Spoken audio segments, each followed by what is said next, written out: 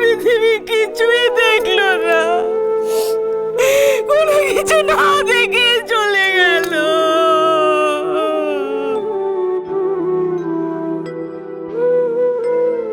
অঞ্জনা, অঞ্জনা কি হচ্ছে? কি লালের শ্রাদ্ধের কাজে বিঘ্ন ঘটছে অঞ্জনা। আমি বারবার করে তোমাকে বললাম তোমার এখানে আসার দরকার নেই, তুমি এসো না। তবু জেদ করে তুমি এখানে এলে।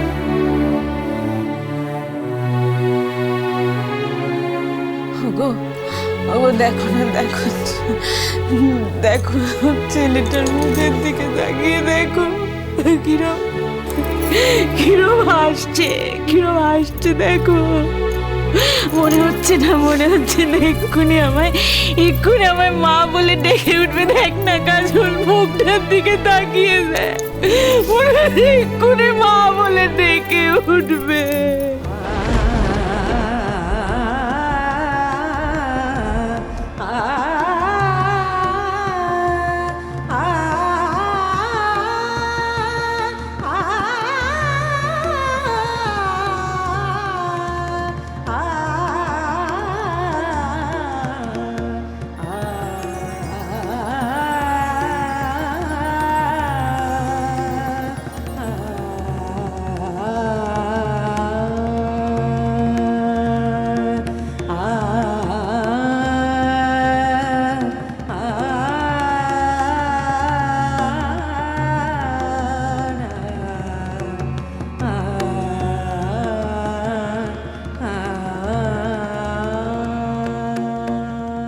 ছুটকি,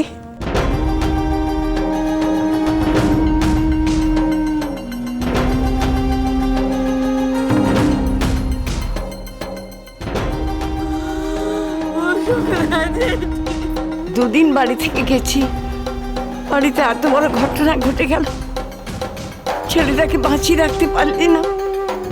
এতগুলো লোক তোর বাড়িতে আছিস, ছেলেটাকে বাঁচিয়ে রাখতে পারলি না। তাহলে তুমি চলে এলে তাকে নিয়ে ওদি। আমি তোমার দিদিকে অনেকবার বারণ করেছিলাম বৌমা, কিন্তু সে কথা শোনেনি। তুমি তো জানো সে মৃত্যুকে জয় করতে চেয়েছিল। শুধু জীবন আর মৃত্যু যে কারো হাতে বাঁধা নেই, এই কথাটা সে বুঝতে পারেনি।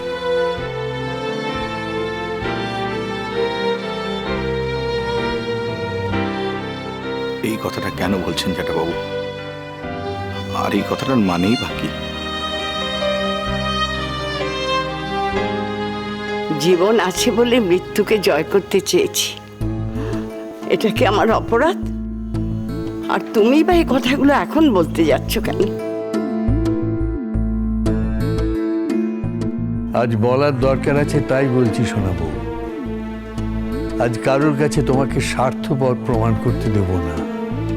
তুমি যা নও তাই প্রমাণ করতে দেব না। আমি বলছি, আমি যদিও এখন এই কথাটা বলার মতো মানসিক অবস্থা আমার নেই। তুই কোথায় গিয়েছিলি জুটো? আমি কাজেই বাইরে গিয়েছিলাম কাকুন, আর সেটা সোনা দাদু আর সোনা ঠাম্মাকে নিয়ে। তুই যদি ওনাদের সঙ্গে গিয়েছিলি সেটা না বলার কি ছিল? না বলার ছিল কাকুন, না বলার ছিল। আমি সোনা ঠাম্মা আর সোনা দাদুর একটা অনুরোধ রাখতে চেয়েছিলাম, কিন্তু দেখলাম সংসার জিনিসটা এতই নির্মম যে তার হিসেবে এক চুল না মিললে সে কাউকে ছেড়ে কথা বলে না। তাই সোনা ঠাম্মার মতো মানুষকে যে সারা জীবন ত্যাগ কাকে বলে বুঝিয়েছেন, তাকেই স্বার্থপর তকমা পেতে হয়। সরি, আজকে এই আপনাদের চরম দুঃখের দিনে আমি এই কথাগুলো বলছি, আপনারা হয়তো বিরূপ হবেন, কিন্তু সত্যি কথাটা বলা বড্ড দরকার ছিল।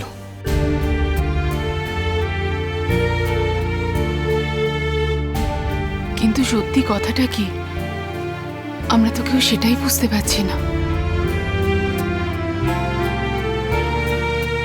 সত্যিটা আমি বরং বলি। বলছিলাম না, সোনা জেঠি অসাধ্য সাধন করতে চেয়েছিলেন, তাকে সেই কাজে সাহায্য করতে গিয়েছিল জুডো। জুডো নিজে দায়িত্ব নিয়ে আমাদের মুম্বাই নিয়ে গিয়েছিল, বেড়াতে নয়, চিকিৎসার কারণে। তোমরা কষ্ট পাবে বলে খবরটা আমি জানাইনি। খবরটা পেলে হয়তো তোমরা বাড়িতে হুলস্থুল লাগিয়ে দেবে, আর উনিও চাননি যে খবরটা কেউ জানুক।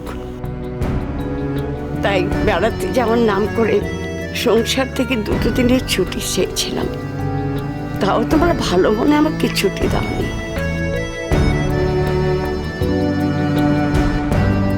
ওদি দেখ কি হয়েছে বলো দেখিনি, এমন কি হয়েছে? একজনকে আমরা হারিয়েছি, আর কাউকে আমরা মোটে হারাতে চাইনি কো।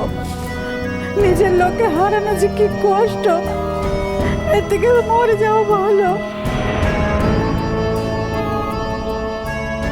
আপনারা অনেকেই জানেন, কিন্তু যারা জানেন না তাদের জন্য বলছি। সোনা দাদুর কার্সিনোমা হয়েছে।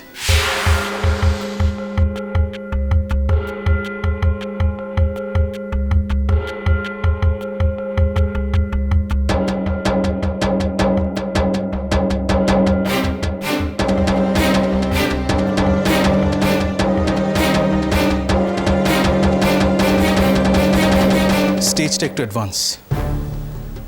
বিশ্বের সেরা জায়গাগুলোতে চিকিৎসা করে তবে উনি দেশে ফিরেছেন। যখন জেনেছেন আর কোথাও কিছু হবার নেই, তখনই উনি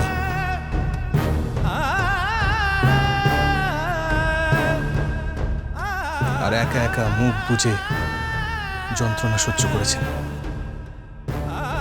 আমি এটা মেনে নিতে পারিনি।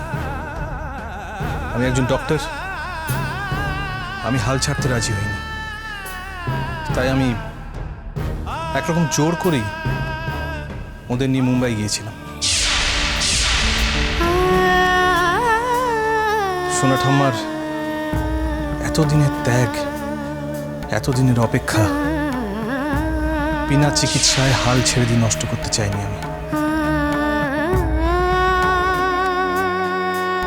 আমি।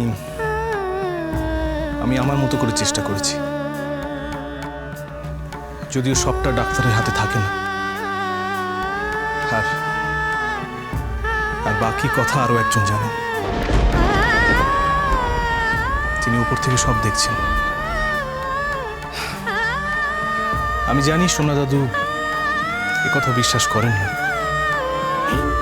কিন্তু আমি করি। যার যার বিশ্বাস তার তার নিজের। আজ এই মৃত্যুর মধ্যে দাঁড়িয়ে আমি এখনো জীবনের স্বপ্ন দেখছি।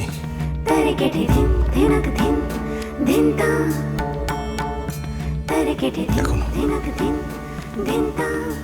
ব্যাস, আমার আর কিছু বলার নেই।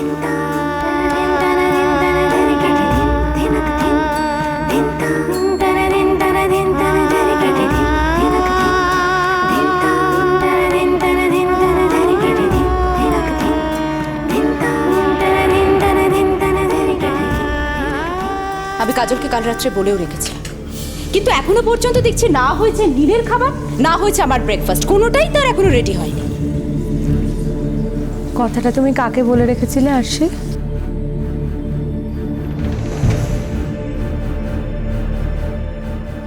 ওকে, কাজলকে। তোমার স্বামীর অফিসের ভাত, তোমার ব্রেকফাস্ট, এগুলোর দায়িত্ব কি কাজল নিয়েছে?